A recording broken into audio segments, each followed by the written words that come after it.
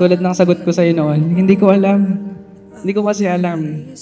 Ang sagot ko pa sa'yo noon, siguro talaga yung totoong nilalaman ng puso ko, mahirap i-express sa pamamagitan lang ng salita. At gusto kong patunayan sa iyo yun sa gawa. At gusto kong patunayan sa iyo yun nang may pagkilos talaga at hindi lang puro salita.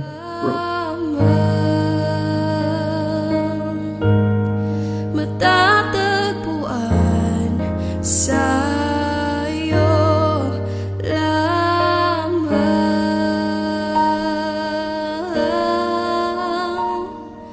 Mananatili sa iyong lilim at sasambahin ka sa dakong lihim.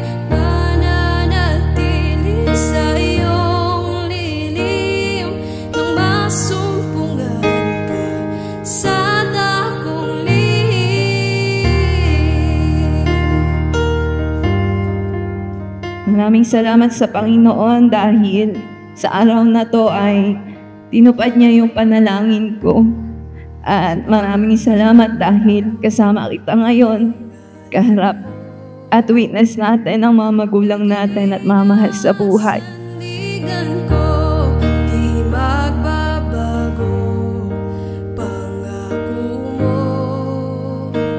Salita mo'y panghahawakan sa'yo lamang. Matatagpuan sa'yo lamang.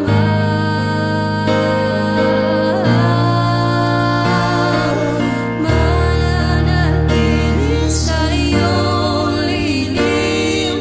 Ikaw ang biyayang bigay sa akin ng Panginoon. Biyayang kailangan at marapat ko lamang ingatan. Huwag kang mag-alala, sinulat ko to kagabi pero galing to sa puso ko.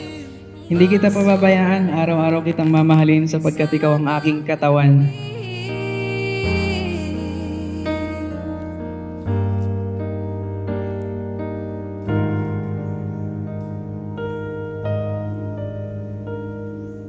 Ang papuri ko. Salamat dahil na-survive mo ang mga matitinding pagsubok sa'yo. Simula pa umpisa.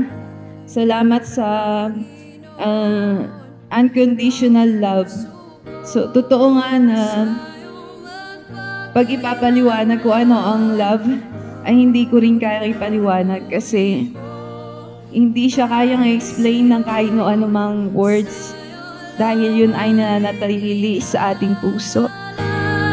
O Panginoon, ang puso ko sa'yo But seek ye first the kingdom of God and His righteousness, and all these things shall be added unto you.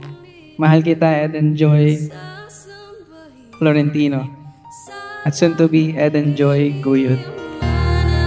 mananatili sa iyong lilim nang masumpungan ka sa dakong lihim. Mananatili sa iyong lilim at sasambahin sa dakong lihim. Mananatili sa iyong lilim nang masumpungan. Doon ulit ako kuha ng lakas at pag-ibig para patuloy tayong makapaglingkod sa Kanya.